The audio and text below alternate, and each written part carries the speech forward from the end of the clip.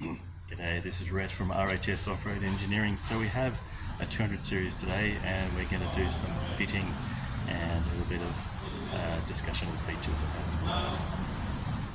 So the first step is to remove all of the factory bash plates. That's already been done. There are also caps here, protective caps. We also remove those, and you typically have a plastic bash plate here underneath the sump, and we remove that. And under here you'll also have kind of a tube arrangement. We also remove that.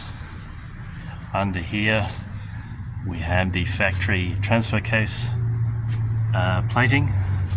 Now this is optional, you can leave this on or you can take it off.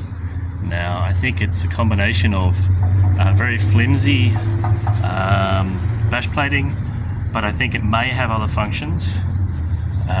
If you look at this plate here, it's in between the uni joint and the exhaust, so it could be to stop grease from flicking off the uni joint off the exhaust and then burning and creating a bad smell, unless it's actually trying to protect the uni joint grease from heat. I don't think so, but maybe. And it may also otherwise be protecting. There's behind here is a plastic box for the solenoids, and maybe this is a heat shield from the exhaust, maybe.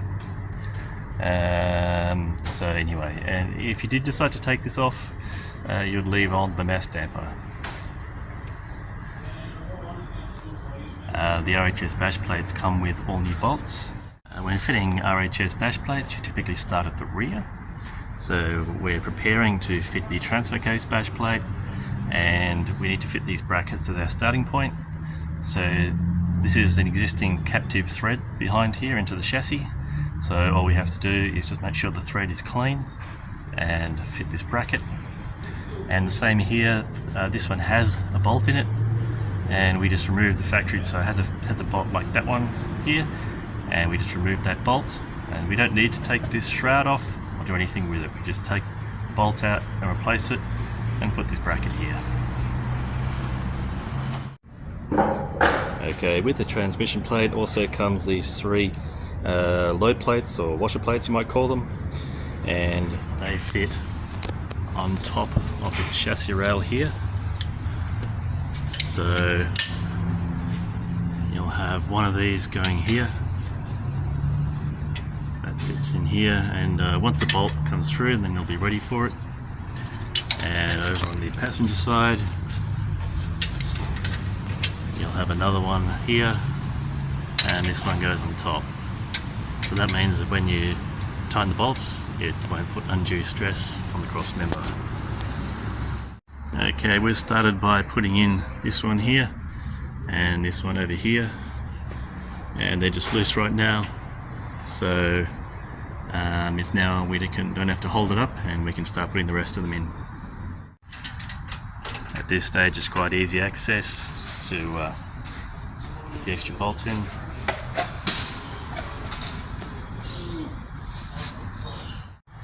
The transfer case plate is now in position. The bolts are all still loose. That's the way you want it. And we're going to put in the transmission plate. How are you doing? Okay, we now have the transmission plate in place. We'll just put the extra two bolts at the front, and we'll just keep them loose in preparation for the next step. For these outer transmission bolts, we're using the 40mm long ones on both sides. They're the M8s. And we've also used 40mm longs at the back here on the transfer case plate. So those ones are 40mm long as well. And these ones are an M10 by 90 with a 1.5 thread with their own nut on the top. And these ones are an N10 by 1.25 by 50 long. Okay, the next step is to put on the mount.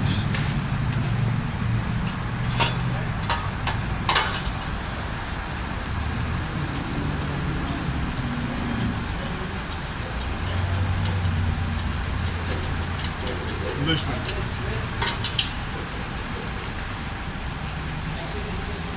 Let's start with the M8 bolt in the middle, and then we've got 3 M10 bolts for each side. And we'll just put them in loosely. We now have all the 6 bolts in, 6 plus 1, so 7. And we are now tightening the bolts at the front of the mount. It's then fully secured in its correct position, and you shouldn't have to ever move it again. You won't have to take it off. You can take the plates off and that will stay in position.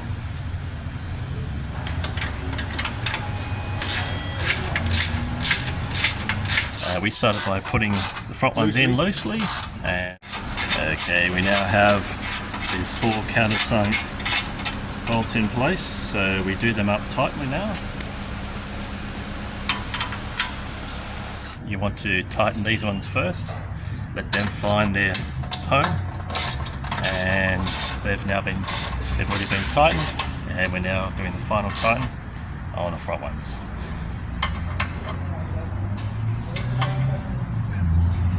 Okay, so the front plate is on and the transmission plate is already on, and we're now putting the sump plate in. So as long as these bolts are suitably loose, then you can just slide it in. It will hold the back of the plate, and then we can start putting the front countersunk bolts in. And we'll do those up tight, and then we'll do the back bolts up tight. Okay, so the front countersunk bolts are all fully tightened, and now we can fully tighten the rear bolts.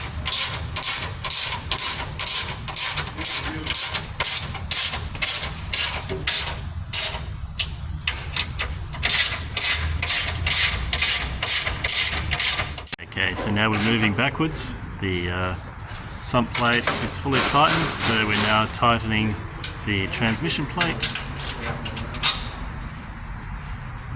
And then after that, we will tighten the transfer case plate.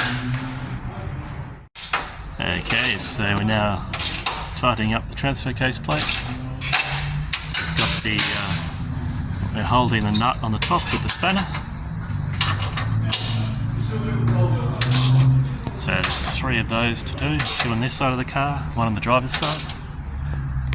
And then we'll move back to the very last 2 M8 bolts here, we'll tighten those. So this 200 series is now ready to rock and roll. It is completely together, completely finished. Bash plates are fully secured, ready for the roughest tumble. This particular vehicle is actually going to do the Bulgari track in Western Australia.